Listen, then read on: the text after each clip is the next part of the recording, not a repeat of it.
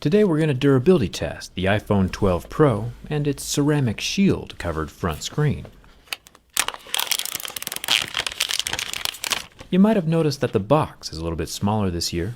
You know how Apple has slowly been removing things with each new product launch. First it was the headphone jack, then the HDMI on their laptops, and now it's the charging brick itself that's gone. It's always exciting to find out what's going to disappear next. Apple definitely keeps you on your toes. Honestly though, it's probably a good thing. Their 5-watt inbox charger was the slowest charger of any phone anywhere. And now there's no reason not to upgrade to the faster charging Anker Nano, which costs less while still charging 3 times faster, all while still keeping the same size as the old brick. Thanks to Anker for sponsoring this video.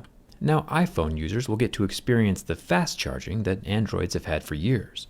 I'll leave a link down in the video description that'll give you a 10% discount off the Anker Nano.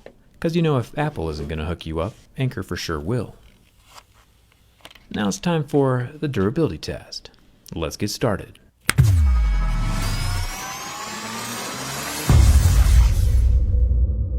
Personally, I think it's a bit sus that Apple got rid of the free inbox charger at the exact same time they came out with a new type of magnetic charging, which conveniently cost $40 by the way. I'm sure it's all just a coincidence though, just like how the headphone jack disappeared at the same time the wireless AirPods came out. You know, totally normal behavior. You can see that inside the magnetic circular attachment is a group of coiled wires that transfer power to the other set of coiled wires inside of the phone. We'll have to see what those look like for realsies when we open them up for the teardown video, but while we're here on the outside we can see where the magnets are located with some metal shavings. The magnets form a perfect circle around the outside of the copper coils. Thumbs up for that. I think it's kind of cool, even if you aren't able to keep your credit card and phone in the same pocket anymore. It's probably a good idea in general though to keep metal shavings away from your phone. If you remember, the earpiece and loudspeaker are also both made with magnets, so if any small shavings get sucked up inside of the phone, it can tear the speakers to shreds. I'm sure the IP68 waterproofing will help keep the dust and shavings out, but still, it's better safe than sorry. Speaking of being safe rather than sorry, Apple has stepped up their phone design quite a bit this year with a lot of focus on the screen. Apple says their new ceramic shield is a step beyond glass, but it's also important to listen closely to their carefully structured buzzword-filled sentences. Apple said they've included nano-ceramic crystals within the glass matrix to dramatically improve toughness, and yeah, they might have found a new way of forming glass to make it tougher, but those new crystals are still within a glass matrix, which means it's still glass, no matter how many other words they add to the sentence. And if glass is still glass, you know the rest. Apple doesn't mention much about scratch resistance, just drop protection and toughness. They also use the phrase, along with our new design, it makes the iPhone tougher than ever. So it's not just the new glass. I think a large part of that 4 times more drop resistance comes from the design, with the glass totally flush sitting just inside the surface of the frame. A piece of glass has 6 sides, front, back, and all 4 edges. And with 5 of those 6 sides protected by this phone frame in a way that most smartphones are not built, it really does make this iPhone 12 Pro more shatter resistant. So I do believe Apple's claim about the glass being 4 times tougher, but I think the protective design has more to do with it than the buzzwords do. I've scratched hundreds and hundreds of phones in this exact same way, and Apple's ceramic shield is still scratching at a level 6, with deeper grooves at a level 7. It might just be my imagination, but it does look like the level 6 scratches are a tad more faint, but they're definitely still there. Ceramic shield is not the product that will bring us to the next level of Mohs hardness. One thing that can always be certain though, is that as Apple removes things from the box, the high price will always remain the same. The only way to really keep your screen scratch-free and resale value high is with a screen protector. I've installed thousands of screen protectors from my pre-YouTube phone repair days, and it only takes a few seconds. The biggest obstacle is the dust underneath the glass. But there's an alcohol wipe and a dust sticker in the box to help mitigate that. The screen protector is held in place by a thin layer of nano adhesive, so there's no residue left on the glass when it's ever removed. And since the iPhone 12 Pro display is totally flat, the precision cut screen protector makes it look like it was meant to be there. Just like you wear safety glasses to protect your eyes and a mask to protect your lungs, a screen protector is a cheap way to avoid a lot of future regret. I'll leave a link for D-brand screen protectors down in the video description. Plus, these aren't your normal plastic rubbery screen protectors either. It's an additional layer of protective tempered glass. And as we know, glass is glass, and glass can. It's much easier to replace a $10 screen protector than it is to replace a $270 display. I'll leave that link in the description.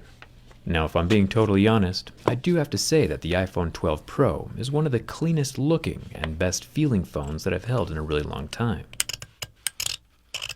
And the frame is surprisingly hard to scratch. The sides of the iPhone 12 Pro are made from stainless steel, and since my razor blade is also made from stainless steel, they're having a hard time damaging each other. The paint is obviously still going to scratch off. Most phones are usually made from softer aluminum. Aluminum's like a 3 or 4 on Mohs scale, so this stainless steel at Mohs 5 is quite a bit more resilient. It's just the paint that's not. The silver-colored version of the iPhone is going to hide this kind of damage the best. There is no expandable memory, of course. There never was. The magnets on the back can be a handy SIM card removal tool holder. And then, of course, at the bottom, we still have our lightning port. I'm also a big fan of the textured glass back here. You can hear the difference my razor makes when it goes from the rough frosted texture to the smooth glass on the Apple logo. The textured glass has the ability to act like sandpaper to other objects, since glass is a very hard material. Softer objects like this penny will leave marks behind on the glass, but the marks aren't permanent. It's just dust caught on the rough surface, and can be rubbed away. The top camera bump is relatively reasonable this year, when compared to Samsung's monstrosities. The bottom lens is a 12 megapixel, 2x optical zoom telephoto. Then we have the 12 megapixel ultra-wide in the center, and the main 12 megapixel sensor up top. And each camera lens is again covered with its own sapphire crystal lens cover. It's still getting marks at levels 6 and 7, but you already know how I feel about that. The screen of the iPhone 12 Pro is a 6.1-inch Super Retina XDR display, meaning it's OLED, and has a slightly higher resolution than 1080p. A cool thing, though, is that even after 30 seconds from the heat of my lighter, the pixels on the OLED are still unfazed, with 0 damage. Other phones start to turn white and not recover. Now, I'm no materials expert, but ceramic is a slower conductor of heat than glass is, meaning that the heat doesn't transfer through it as easy. So it is possible that Apple's new screen material is keeping the heat away from the pixels. This doesn't mean quite a whole lot as far as lighters go, but it does add a little validity to the new ceramic crystal material claim that Apple is making. The oleophobic coating is definitely evaporated though, so don't try the burn test on your own phone. What about the bend test? I mean, it's probably easy to guess, but with the more solid stainless steel frame and recessed glass on both sides keeping the box rigid, the iPhone 12 Pro is a non-flexing tank of a cell phone, and I'm impressed. No bends, kinks, or cracks of any kind in the frame. Apple is, and always has been, premium and expensive, but at least lately the materials have started to match the price tag a bit better. I used my last phone for over 3 years, and I've only had my current phone for about a year, so I'm not ready to upgrade just yet. Maybe someday I'll try out the iPhone again, but I'll wait till next year's iPhone 13 Pro Max Ultra Plus 6G No Screen Edition before I make up my mind. I'll leave links in the description for that stuff Apple forgot to include, like the charger and screen protector. Let me know what you think of Apple's new phone down in the comments. You cool with them leaving out the charger? Come hang out with me on Instagram and Twitter. And thanks a ton for watching. I'll see you around.